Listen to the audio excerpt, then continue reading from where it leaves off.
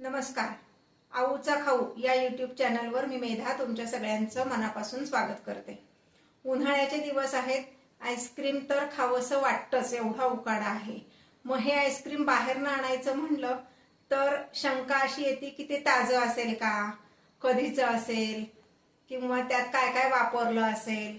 आणि तुम्ही जर नीट बघितलं तर बाहेरची आईस्क्रीम्स ही डेअरी प्रॉडक्ट नसतात. नीट बारकाईने जर त्याच्यावरचे इन्स्ट्रक्शन तुम्ही वाचल्यात तर ते डेअरी प्रॉडक्ट नसतं, म्हणजे ते आपल्याला हानिकारक पण होऊ शकतं.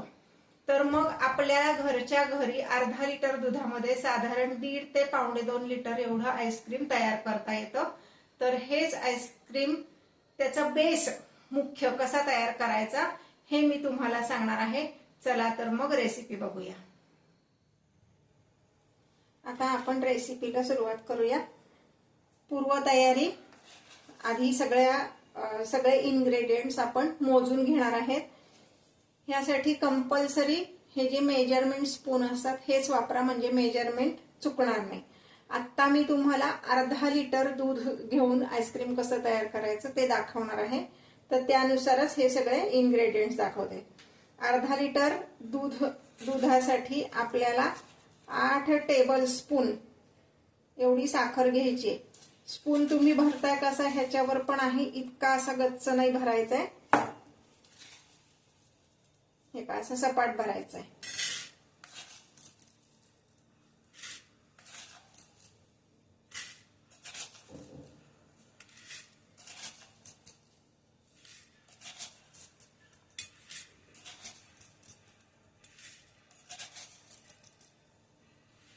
ही 8 टेबल स्पून मी साखर घेतली.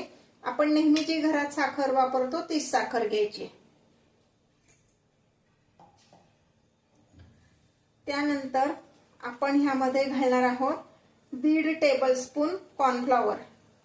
मग 1.5 टेबल स्पून कसा मोजायचा, तर हा एक मोठा चमचा असतो टेबल स्पून आणि हा छोटा टीस्पून, असं मिळून 1.5 टेबल स्पून होतं. मेजरमेंट चुकत नाही, कारण कॉर्नफ्लॉवर जर जास्ती झालं तर आईस्क्रीम खूप कडक होतं. म्हणून अशा चमच्यानी 1.5 टेबल स्पून घेऊया. तो पण चमचा कसा भरायचा आहे, अगदी सपाट भरायचा आहे. हा एक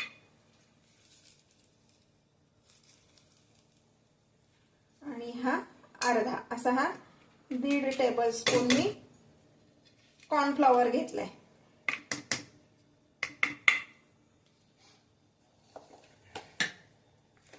त्यानंतर ह्याच पद्धतीने 1.5 टेबल स्पून एवढं GMS पावडर घ्यायची. हा एक आणि हा अर्धा. GMS पावडर हे इमल्सिफायरचं काम करतं, म्हणजे तुमचं आईस्क्रीम एकसंध राहण्यासाठी GMS पावडरचा उपयोग होतो.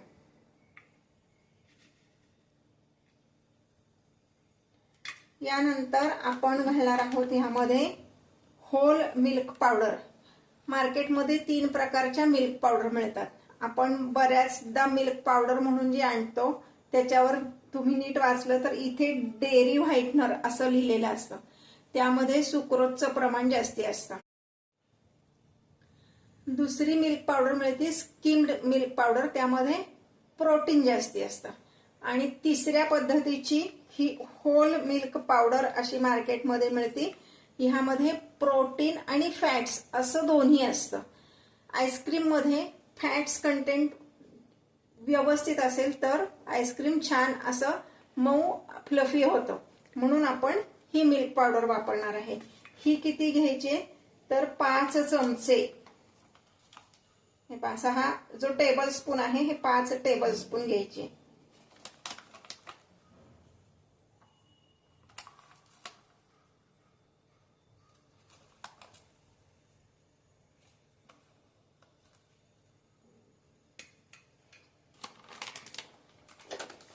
आता ह्यामध्ये साखर 8 चमचे घ्यायची. कमी हवी असेल तर तुम्ही कमी घेऊ शकता, पण जास्त साखर घातली तर आईस्क्रीम चिकट होतं, म्हणून 8 चमच्यापेक्षा जास्ती घालायची नाहीये.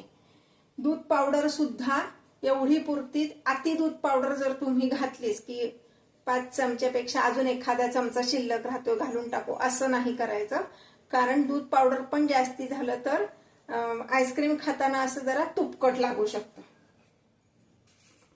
आता ही दुसरी एक पावडर आहे मी जी ह्यात घालणार आहे, याला स्टॅबिलायझर पावडर म्हणतात.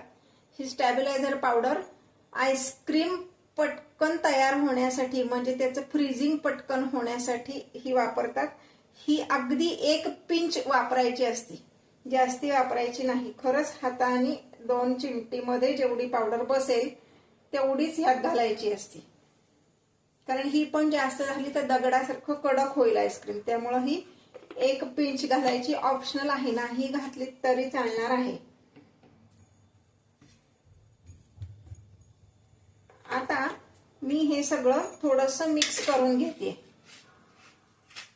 थोडंसं मी हे मिक्सरच्या भांड्यात फिरवून घेणार म्हणजे सगळं व्यवस्थित मिक्स होईल. आणि ह्यामध्ये जर काही गुठळे असतील मिल्क पावडरच्या किंवा आपण जे कॉर्नफ्लॉवर घातलंय त्याच्या, तर त्या सगळ्या बारीक होतील आणि छान फाईन पावडर होईल आणि आपलं आईस्क्रीम छान तयार होईल. तर मी आता हे एका मिक्सरच्या भांड्यात घालते आणि फिरवून घेणार आहे मिक्सरमध्ये. हे आता हे मी अर्धा लिटर दूध घेतलेलं आहे. फुल फॅट असं हे दूध घ्यायचंय, म्हशीचं जे मिळतं बाहेर. दूध घेताना सुद्धा गवळ्याकडचं दूध घेऊ नका, कारण त्यामध्ये पाण्याचं प्रमाण बऱ्यापैकी असतं. आपलं जे पाश्चराइज दूध मिळतं ते घ्या. दुसरं लक्षात ठेवायचं की आपल्याला सवय असती कुठलंही भांड आपण ट्रॉलीतनं काढलं की ते धुवून घेतो आणि मग त्यात पदार्थ जो काय करायचंय ते करतो. तर तसं करायचं नाही. आईस्क्रीम करताना सगळी भांडी एकदम कोरडी पाहिजे. थोडं जरी त्यात पाणी वापरलं गेलं की आईस्क्रीम मध्ये क्रिस्टल तयार होतात. म्हणजे जर तुम्ही भांड धुवून घेत असाल तर ते स्वच्छ एका कापडाने, कॉटनच्या कापडाने पुसून घ्यायचं आणि मग त्यात दूध काढायचं. दुसरी गोष्ट, बऱ्याचदा सवय असती की दुधाच्या पातेल्यात खाली थोडंसं पाणी घालतात बऱ्याच बायका दूध तापवण्यासाठी, तर तसंही करायचं नाहीये. आणि तिसरी गोष्ट, आपल्याला सवय असते की दूध पातेल्यामध्ये काढलं की ती दुधाची पिशवी पण थोडंसं पाणी घालून ते अशी हलवून घ्यायची आणि ते पाणी दुधात घालायचं, तर तसंही करायचं नाहीये.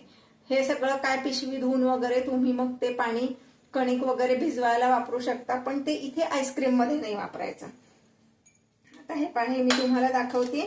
साखर आणि ते सगळ्या पावडरी मी मिक्सर मधनं काढून घेतले. छान फाईन पावडर त्याची झालेली आहे. दूध गार असतानाच आता मी हे ह्यात सगळं मिक्स करून घेणार आहे.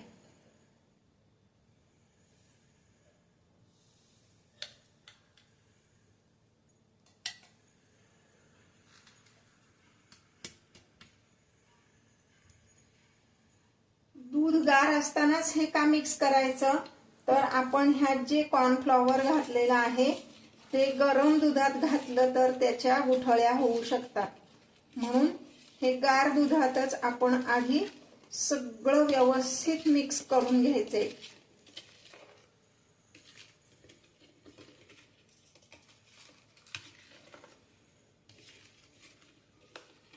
सगळ्यात महत्वाची टिप म्हणजे आपण जेव्हा हे आईस्क्रीम तयार करणार आहे तर हे आपल्याला गॅसवर हाय फ्लेमवर तयार करायचं आहे. त्यामुळं मल्टीटास्किंग कुठलंही करायचं नाही की दूध तापत ठेवले तोपर्यंत मी बाकीची कामं करीन, असं करायचं नाहीये.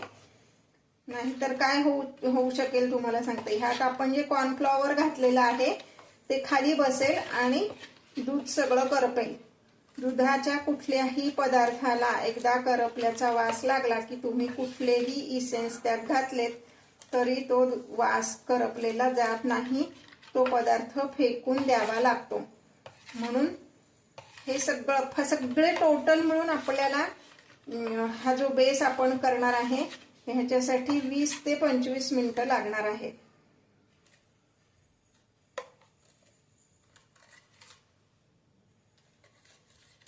अजून एक महत्वाची टीप, आपण जे ह्यात आता कॉर्नफ्लॉवर घातलेला आहे, मग तुम्ही म्हणाल आता हे उपवासाला कसं चालणार, बाहेरचं आईस्क्रीम आपण डोळे झाकून उपवासाला खातो, पण घरात केलं की ह्या छोट्या छोट्या शंका आपल्याला येतात. मग अशा वेळेस काय करायचं तर कॉर्नफ्लॉवरच्या ऐवजी आपले अरारूट पावडर घालायची. अरारूट पावडर उपवासाला चालते म्हणून अरारूट पावडर घालायची. प्रमाण तेच, अर्धा लिटरला 1.5 चमचा हेच प्रमाण. आता मी गॅस पेटवते.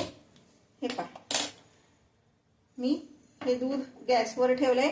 गॅसची फ्लेम हाय ठेवायची आहे आणि हे सतत ढवळत शिजवायचं आहे. आत्ता ह्याची कन्सिस्टन्सी बघा, हे इतपत पातळ आहे आणि हे शिजल्यानंतर किती घट्ट होईल ते पण मी तुम्हाला दाखवणार आहे. त्यामुळं सतत हलवत हे शिजवायचं आहे म्हणजे कॉर्नफ्लॉवर खाली बसणार नाही आणि हे करपणार नाही.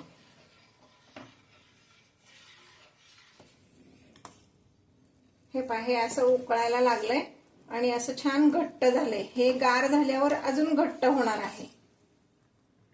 उकळायला लागलं की 1-2 मिनिट फक्त उकळून द्यायचंय आणि मग गॅस बंद करायचा आहे. मी आता गॅस बंद करते. हे पहा, हे गार झाल्यावर हे असं इतपत घट्ट होतं छान. आणि एक लक्षात घ्यायचं महत्वाची टीप की ह्याच्यावर साय नाही धरून द्यायची. मधनं मधनं हलवत हे गार करायचे. उन्हाळ्याच्या दिवसात हे गार व्हायला साधारणपणे 2.5 ते 3 तास लागतात. त्यानंतर मी आता हे एका प्लॅस्टिकच्या कंटेनरमध्ये म्हणजे डब्यात छोट्या ओतून ठेवणार आहे.